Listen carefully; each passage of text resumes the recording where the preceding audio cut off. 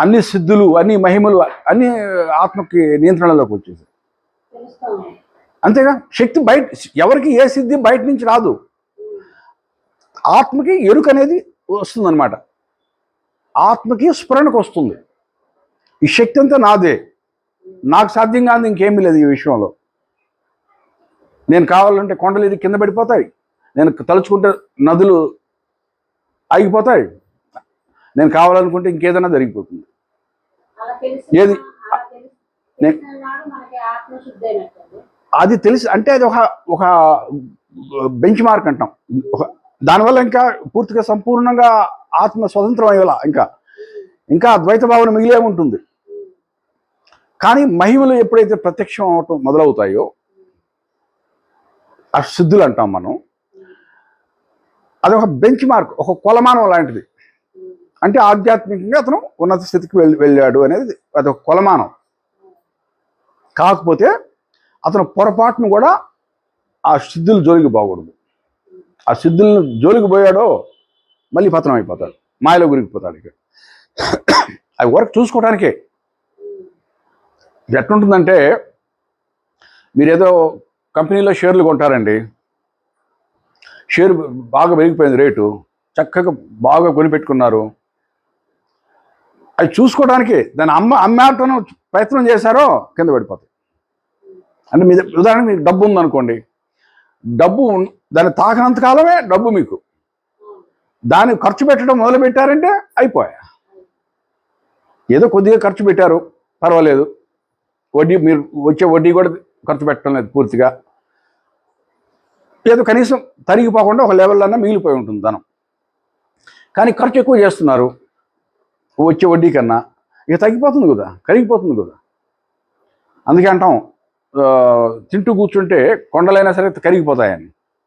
అదేవిధంగా ఈ సిద్ధులు కూడా వాటి జోలికి ఎవరు వెళ్ళరు, దానికన్నా ఇంకా ఉన్నత స్థితికి పోవాలని కోరుకుంటారు. అంతేగాని ఖర్చు పెట్టేసి ఖాళీ చేసుకోవాలని కోరుకోరు కదా ఎవరు.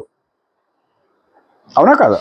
ఇప్పుడు మీరు పొలం కొంటారు ఊరి బయట, దాని రేటు పెరిగిపోయింది, అమ్మేసేసారు. ఆ ధనాన్ని ఖర్చు పెట్టాలని కోరుకోరు, మరి ఇంకొక 10 ఎకరాలు కొందామని చూస్తారు. 10 కాదు, ఈసారి 20 ఎకరాలు కొంటారు ముందు.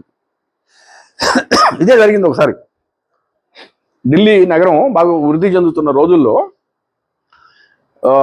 ఆ పొలిమేరల మీద స్థలాల రేట్లన్నీ పెరిగిపోయాయి. ఒక ఆయనకి 1 ఎకరా పొలం ఉందనుకోండి, దాని రేటు పెరిగిపోయింది, డబ్బు వచ్చేసింది. డబ్బు వచ్చేసి ఇక ఎంజాయ్ చేయడం, జల్సా చేయడం మొదలుపెట్టాడు, డబ్బు. ఇంకొక ఆయన ఏం చేశాడు, తన అమ్మిన ఎకరాకి వచ్చిన డబ్బుతోటి ఇంకొంచెం దూరంగా పోయి ఈసారి 4 ఎకరాలు కొనుక్కున్నాడు. ఆ 4 ఎకరాల రేటు మళ్ళీ పెరిగిపోయింది. ఇప్పుడు బాగా డబ్బు వచ్చింది ఆయనకి. ఆ తర్వాత దాంట్లో కొంత ఎంజాయ్ చేసినా, జల్సాలు చేసినా ఇంకొంచెం దూరంగా పోయి ఈసారి 10 ఎకరాలు కొనుక్కున్నాడు ఆ డబ్బుతోటి. ఇదే పద్ధతి అన్నమాట. ఇప్పుడు అర్థమైందా మీకు? కర్మలు ఎవరు స్వయంగా ప్రక్షాళన చేసుకోలేరు. శక్తి తనకై తనే వెనక్కి తగ్గిపోతూ ప్రక్షాళనం చేస్తూ పోవాలి. మనం అనుభవించే మన బాహ్య జగత్ అంతా కూడా శక్తి యొక్క పని, శక్తి చేసిందే కదా. నేను అందుకనే పరాశక్తిలో నేను ఒక పద్యం లాంటిది రాశాను పుస్తకంలో. నా అహం ఈ శక్తి, నా కోపం ఈ శక్తి, నా లోభం ఈ శక్తి అంటూ పద్యం ఒకటి రాశాను. మీకు గుర్తుందో లేదో. అంటే మన వ్యక్తిత్వం ఏమిటి అనేది అది ఎంత శక్తి పనే.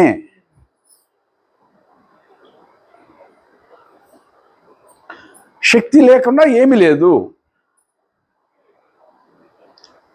అదన్నమాట.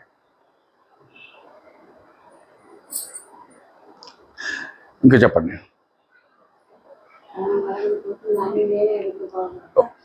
ఒక నిమిషం ఇవ్వండి. ఇది వీడియో రికార్డ్ అవుతుందా?